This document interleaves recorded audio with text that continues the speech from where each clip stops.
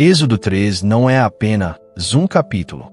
É o lugar onde o céu toca a terra, onde o invisível se revela no fogo que não consome, onde um homem fugido, esquecido e escondido no deserto descobre que Deus jamais havia se esquecido dele. O chamado de Moisés não nasce no palácio, mas no silêncio árido de Midian. A sarça ardente surge como um portal entre tempos, como um sinal de que o Deus que parecia distante estava prestes a mover-se com poder. E quando Deus se apresenta como o Eu Sou, não apenas fala com Moisés, mas convoca um propósito que mudaria o destino do mundo. Hoje vamos mergulhar nesse encontro, nesse chamado, nessa voz que ainda se levanta para levantar libertadores. Antes de avançarmos, deixe seu like, se inscreva e compartilhe para que esta mensagem alcance outros que também precisam ouvir o chamado de Deus. Êxodo 3 se inicia de forma discreta, quase silenciosa, no passo lento de um homem que um dia foi príncipe, mas agora carrega o cajado que guia o rebanho de outro. Moisés estava no deserto de Midian, pastoreando as ovelhas de Jetro, seu sogro, e isso por si já é uma pregação sobre o padrão de Deus. Aquele que um dia foi preparado para governar agora aprende a servir. Quem cresceu cercado por ouro e poder agora aprende a contar passos no pó do deserto. O contraste não é tragédia, mas treinamento. Deus não chama homens crus. Ele madura chamados na quietude, afina temperamentos na solidão e lápida destinos através de rotinas que ninguém aplaude. O deserto não era o fim de Moisés. Era o útero da missão que nasceria. Enquanto o Egito crescia em poder e o povo de Israel sofria com trabalhos forçados, Moisés crescia em silêncio, porque às vezes o propósito de Deus floresce longe dos olhos humanos. Não era uma queda, era reestruturação divina. A Bíblia diz que Moisés levou o rebanho para além do deserto até chegar ao monte de Deus, Horebe. Nada indica que ele sabia o que aconteceria ali. Não havia música celestial, nem sinais visíveis no horizonte. A glória se escondeu na normalidade. É assim que Deus surpreende. Ele transforma terreno comum em solo sagrado, quando chega o momento certo. E ali, no meio de uma sarça, algo rompe o padrão natural. A chama queimava, mas não consumia.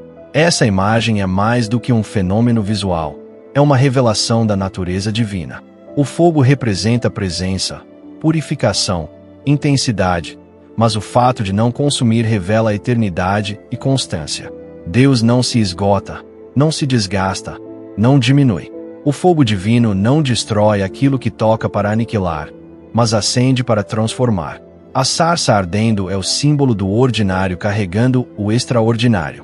Não era um cedro, não era um carvalho majestoso, mas um arbusto comum. Deus não precisava de grandeza para manifestar glória. Ele só precisa de disponibilidade.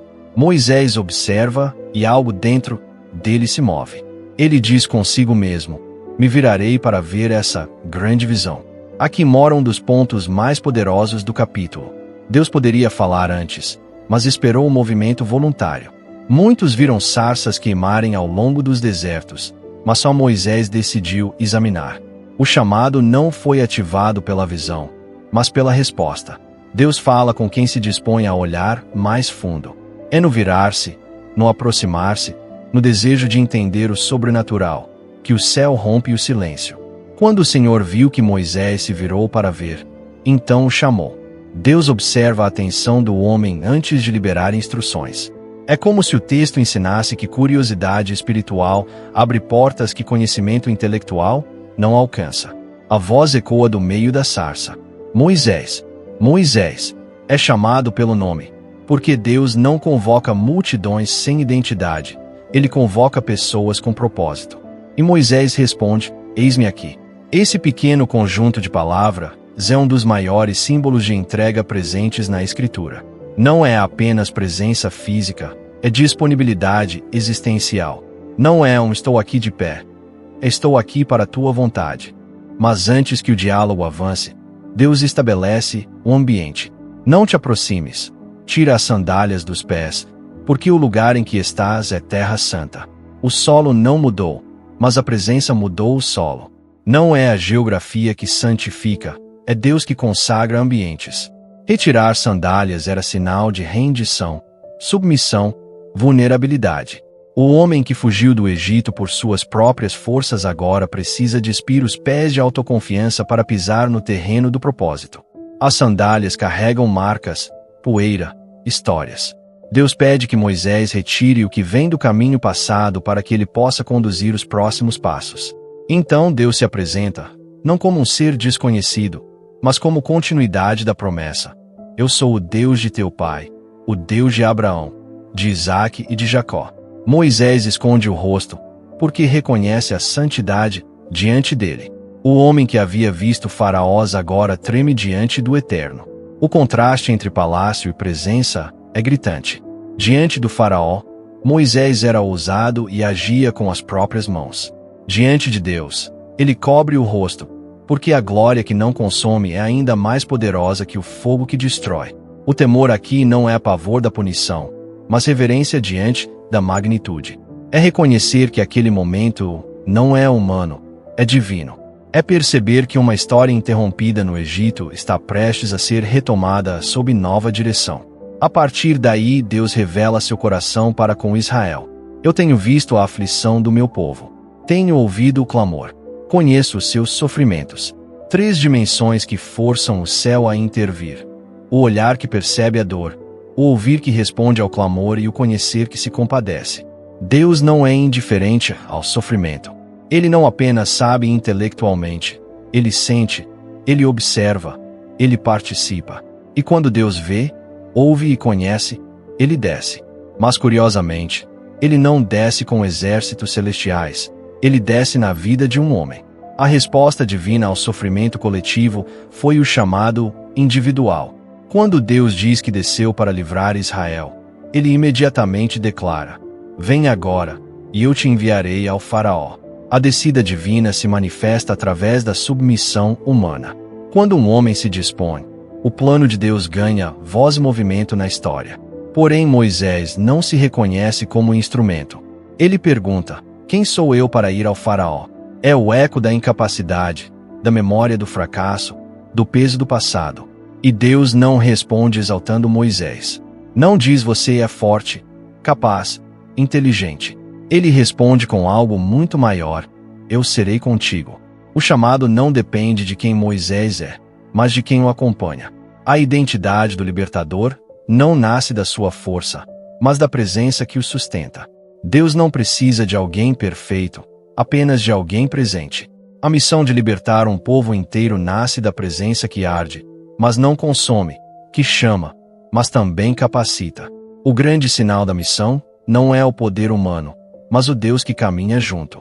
A sarça não queimava porque era forte, queimava porque a chama vinha de Deus. Assim seria Moisés, um homem comum, sustentado por fogo eterno. Moisés continuava diante da sarça, ainda perplexo com o peso do chamado. Deus lhe havia dito que estaria com ele, mas o coração humano nem sempre absorve a garantia divina com facilidade. Ele então pergunta o que deve responder quando o povo desejar saber o nome daquele que o enviou. A pergunta nasce de insegurança, mas também de responsabilidade. Moisés não queria apenas ir, queria ter autoridade para falar. O Egito tinha deuses com nomes, forma, palácios e sacerdotes. Israel sofria há séculos, embora guardasse a fé ancestral, vivia sob sombras de silêncio. Era necessário apresentar o Deus que fala, que chama e que desce para intervir. Então Deus pronuncia algo que atravessa eras e continua ecoando sobre toda a criação. Eu sou o que sou. Não é um nome limitado, é uma identidade infinita. Deus não se define por tempo ou espaço. Ele não nasce, não evolui, não se transforma. Ele é sempre presente, sempre pleno, sempre Deus. Este é o título que sustenta o universo, porque tudo mais existe em função dele. O Egito tinha muitos deuses, mas todos dependiam de formas, rituais e locais. O Deus de Israel se apresenta como aquele que é existência absoluta. Eu sou significa que ele será o que for necessário ser. Libertador, guia, fogo, provisão, justiça, juízo, redenção. Não é um nome, é uma declaração eterna. Deus então envia Moisés com instruções específicas. Ele deveria ir aos anciãos de Israel e declarar que o Deus dos pais, de Abraão, de Isaque e de Jacó, havia se lembrado deles. A lembrança de Deus não é memória recuperada, é movimento de intervenção. Quando Deus se lembra, ele age. Quando ele diz de si para livrá-los, não significa que esteve ausente, mas que agora chega com propósito manifesto. Depois disso, Moisés deveria ir até Faraó e exigir que Israel fosse libertado. Isso não era diplomacia, era confronto espiritual. Não era diálogo entre dois homens, era embate entre tronos. De um lado, o trono do Egito representando força humana, poder armado, economia e domínio político. Do outro, o Eu Sou, que não precisa de exército para derrubar impérios. O confronto seria inevitável, e Deus já adiantou o resultado. Eu sei que o rei do Egito não vos deixará ir, a não ser por mão forte. Antes mesmo do embate começar, Deus revela que o coração de Faraó resistiria, porque Deus não apenas vê o que acontece, ele vê o que ainda acontecerá. Ele conhece o íntimo dos governantes e sonda os bastidores invisíveis do mundo espiritual. A promessa, porém, não termina na libertação. Deus diz que, ao sair, Israel não sairia de mãos vazias. As mulheres pediriam ouro, prata, tecidos finos, e os egípcios entregariam. O povo oprimido por gerações sairia carregando riquezas. A saída do Egito não seria fuga, seria restituição. Não seria libertação miserável, seria saída gloriosa. Deus não apenas quebra correntes, ele restitui o que o opressor acumulou. O propósito de Deus não é tirar o povo para sobreviver no deserto, mas para entrar com abundância na terra prometida. A provisão do êxodo já estava determinada. O ouro que sustentou o palácio egípcio um dia sustentaria o tabernáculo. O que o inimigo usa para construir império será transferido para realizar propósito. Não há dor que Deus não possa transformar em avanço. Não há deserto que ele não possa transformar em caminho. Mas mesmo diante de toda a revelação, Moisés ainda hesita. Ele teme não ser acreditado. Sua voz parece frágil diante da missão. Então Deus introduz sinais que confirmam o chamado. Primeiro, o cajado que Moisés carregava transforma-se em serpente quando lançado ao chão. O cajado representava sua vida simples de pastor, mas nas mãos de Deus se tornou um instrumento de autoridade.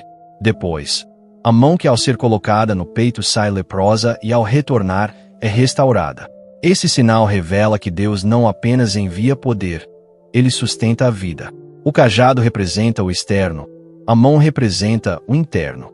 Deus governa a circunstância, se também o coração do homem. O terceiro sinal é a água do Nilo transformada em sangue. O rio que sustentava o poder do Egito seria invertido em juízo. Os sinais não eram truques, eram códigos espirituais. Transformação, restauração e juízo. O chamado de Moisés não viria com discursos vazios, mas com marca de Deus. Mesmo assim, Moisés insiste em sua limitação. Ele diz que não é eloquente. Não se sente capaz de falar. Aquele que seria a boca de Deus se vê incapaz de pronunciar palavras. Deus responde com firmeza, lembrando que é ele quem dá boca ao homem, quem cria o mudo e o que fala, quem abre olhos e quem abre entendimento. Não é eloquência humana que convence reis, é o sopro divino que move céus. Moisés teme não ser suficiente, mas Deus jamais chamou alguém por ser suficiente. Ele capacita os imperfeitos, porque nele sua glória brilha mais claramente. Deus então designa Arão como colaborador. Moisés teria alguém ao seu lado para falar quando o peso fosse maior que sua voz. A missão era grande demais para ser realizada sozinho, e Deus não exige que ninguém cumpra propósito isoladamente. Chamados não são sustentados por orgulho, mas por dependência e unidade. O diálogo termina com Moisés aceitando a tarefa. Ele volta para Jetro e pede permissão para retornar ao Egito. O homem que fugiu agora retorna como enviado. O deserto havia formado o líder que o palácio não conseguiu construir. Moisés leva consigo sua esposa e filhos. Carrega um cajado, mas agora esse cajado é instrumento do céu. O Egito continua opressor, mas mal sabe que o libertador está caminhando de volta. Enquanto isso, Deus declara que o coração de Faraó será endurecido para que sinais e maravilhas sejam multiplicados. Não é endurecimento para destruir Israel, mas para revelar poder. Muitas vezes Deus permite resistência para que sua glória seja mais evidente. Se o caminho fosse fácil, o milagre não seria visível. O sofrimento prolongado não é abandono, é palco para manifestação. A jornada de Moisés não é apenas física, é espiritual. Ele retorna não como fugitivo, mas como porta-voz. Não como homem com medo, mas como alguém que carrega o eu sou. Cada passo no deserto carrega promessa. Cada avanço carrega destino. Ele está prestes a encarar Faraó, pragas, mar vermelho e murmurações, mas também está prestes a ver Deus em dimensões que o mundo jamais imaginou. O homem que fugiu voltará para libertar. O príncipe que caiu se tornará profeta. O assassino arrependido se tornará intercessor de uma nação inteira. O mesmo Deus que se revela como fogo na sarça, será fogo que abre caminho no mar. O capítulo prepara não apenas o libertador, mas o palco do maior ato redentivo do Antigo Testamento até a cruz. Moisés segue pelo deserto carregando mais do que uma missão, carregando um decreto divino. O chamado que nasce na sarça não termina naquele encontro. Ele se prolonga em cada passo rumo ao Egito. O retorno de Moisés simboliza mais do que geografia, simboliza o retorno do propósito. Ele deixou o Egito fugindo, agora volta enviado. Ele saiu com medo, volta com autoridade. Antes ele tinha força, agora tem direção. Isso demonstra que não é o lugar que define o homem, é o propósito que define a jornada. Deus não apenas resgata pessoas, ele restaura destinos. O passado que antes aprisionava agora se torna cenário do milagre. O texto nos mostra que durante o caminho, o Senhor fala novamente com Moisés e reafirma o propósito. Deus não permite que o chamado seja esquecido ou diluído. Ele repete, confirma, fortalece.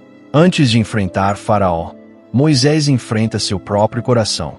Porque o maior inimigo do chamado nem sempre é o Faraó externo, mas o Faraó interno que sussurra incapacidade, medo, vergonha. Por isso Deus insiste, vai, eu serei contigo. O chamado não está apoiado na segurança humana, mas na presença divina. Pode faltar voz, pode faltar coragem, pode faltar habilidade, mas se a presença não falta, nada falta. Israel não seria liberto por Moisés, mas por Deus através de Moisés. Antes de chegar ao Egito, Moisés se reencontra com Arão, assim como Deus havia prometido. Os dois se abraçam no deserto, uma cena breve porém profundamente simbólica. Deus não apenas chama Moisés, ele envia parceria. A obra de Deus não é sustentada por um homem isolado, mas por propósitos que se entrelaçam. Arão era aquilo que Moisés julgava não ser. Onde faltava voz, havia outra voz. Onde pesava o fardo, havia outro ombro. Deus não tenta formar heróis solitários, ele forma corpos cooperativos. O chamado não é espetáculo individual, é movimento divino compartilhado. Quando Moisés e Arão chegam ao Egito, o primeiro contato não é com o Faraó, mas com os anciãos de Israel. Eles contam tudo o que Deus havia falado e mostram os sinais. A reação do povo não é rejeição, mas esperança. Eles se curvam e adoram ao saber que Deus havia visto a aflição deles. É importante notar isso. Antes da libertação chegar, a adoração renasce. Quando a fé é reacendida, o milagre encontra terreno fértil. Eles estavam oprimidos, esgotados, invisíveis diante do mundo, mas Deus viu cada lágrima. E ao perceberem que não estavam abandonados, eles adoram. O avivamento sempre começa com lembrança. Deus não nos esqueceu. O encontro com Faraó inaugura o primeiro choque entre reinos. Quando Moisés diz, deixe meu povo ir, não está fazendo pedido, está declarando sentença espiritual. O Egito não via Israel como povo, mas como força de obra. Para Faraó, Israel era útil, não precioso. Isso é característica de sistemas de opressão. Valorizam o que o povo produz, mas não reconhecem quem o povo é. Porém, Deus não chama Israel de escravo, chama Israel de filho. A libertação nasce quando a identidade divina supera a identidade do cativeiro. Moisés declara a libertação porque Deus primeiro declara a filiação. Só quem sabe quem é pode sair de onde está. Faraó responde com resistência, como Deus já havia anunciado. Em vez de ceder, ele endurece o jugo, dobra o trabalho, remove palha, exige produção maior. Isso revela outro princípio espiritual. Muitas vezes, logo antes da libertação, o ataque aumenta. Quando o Egito aperta, é sinal de que o êxodo está perto. Quando a pressão cresce, não é porque Deus está longe, é porque o inimigo percebe que o tempo dele está acabando. A aflição não é retrocesso, é anúncio de transição. Deus não ignora o sofrimento, ele o transforma em ponte para o milagre. O clamor de Israel sobe mais alto, e o silêncio de séculos começa a ser rompido pelo som da promessa. Moisés sente o peso do fracasso inicial. Ele esperava que, ao declarar a palavra, tudo se abrisse diante dele, mas o caminho fica mais estreito. Moisés volta para Deus e pergunta por que o mal aumentou. Ele foi sincero, não frio. Ele falou com dor, não com rebeldia. O chamado não elimina a angústia, mas cria direção para onde levá-la. Moisés não reclama ao povo, reclama diante de Deus. E Deus responde reafirmando promessa. Ele diz: eu me lembrarei da minha aliança. Não importa o quanto Faraó resista, não importa o quanto o deserto se alongue, Deus não esquece o que falou. A promessa é mais antiga que o cativeiro. A libertação já estava decretada antes da escravidão começar. O capítulo encerra com o cenário montado. O libertador está preparado. A sarça queimou, mas não consumiu. O cajado está firmado. O mensageiro foi escolhido. O Egito está prestes a ser abalado. O Deus que se apresenta como Eu Sou começa a mover-se de forma visível. Não haverá negociação confortável. Não haverá transição suave. Haverá confronto de alta intensidade entre o céu e o trono mais poderoso da terra naquele tempo. A história não está se movendo pelo poder humano, mas pela voz que saiu da sarça. A libertação está próxima. Israel não sabe ainda como, quando, nem por qual caminho, mas o primeiro passo já foi dado. Deus desceu. Este capítulo nos ensina que quando Deus se revela, tudo muda. O homem comum se torna instrumento. O deserto vira sala de treinamento. O passado deixa de ser prisão e se torna território de retorno. O cajado simples se torna sinal de autoridade. A voz trêmula se torna voz profética. A sarça ardente é convite, não espetáculo. O chamado é missão, não título. Quando Deus diz eu sou, ele encerra toda discussão. Não importa quem Moisés pensa que é, importa quem o envia. Não importa a força do Egito, importa a eternidade do Deus que intervém. O capítulo 3 de Êxodo não é apenas registro histórico, é mapa espiritual. Ele nos lembra que Deus chama, envia, capacita e acompanha. O que começa diante do fogo santo terminará diante do mar aberto. A narrativa do capítulo 3 encerra-se com o envio de Moisés, a promessa da presença divina e a revelação do propósito do libertador. Deus não apenas acende a sarça, ele acende uma missão. Moisés recebe a garantia de que não caminhará só, de que sua fraqueza não o impedirá e de que o clamor do povo já chegou aos céus. A libertação ainda não aconteceu, mas algo maior já foi colocado em movimento. Quando Deus chama, ele mesmo abre o caminho, sustenta a caminhada e garante o resultado. O capítulo termina deixando diante de nós um ponto alto da revelação. O nome que governa tudo, o Eu Sou. A sarça que queimava sem se consumir não era apenas um milagre. Era um retrato da glória que não se extingue, da presença que não se limita, do fogo que não depende da lenha para existir. Nada será mais igual depois desse encontro e tudo o que virá no livro de Êxodo se apoia nessa cena. Agora seguimos para aquilo que está à frente, porque se em Êxodo 3 Deus chama Moisés e revela o seu nome. Em Êxodo 4 veremos o Deus que confirma, que capacita e que responde às objeções do homem. Um cajado comum se torna instrumento de autoridade. Sinais são entregues para provar que o chamado é real e até a dificuldade de falar se torna terreno para a manifestação da graça. O próximo capítulo será uma continuação do mover divino que começou no deserto diante da sarça, e você não vai querer perder as revelações e detalhes espirituais que ele carrega. Se este estudo está edificando sua vida, inscreva-se no canal, deixe seu like e compartilhe para que a palavra continue alcançando mais pessoas. Aqui seguimos capítulo por capítulo, revelação por revelação, aprofundando o texto e extraindo o que Deus deixou registrado para os que têm fome de entendimento. Nos vemos no próximo vídeo com Êxodo 4, quando o céu entra em ação para transformar um homem inseguro em instrumento de libertação para uma nação inteira. Então nos vemos no próximo estudo. Tudo de bom para você e até o próximo vídeo.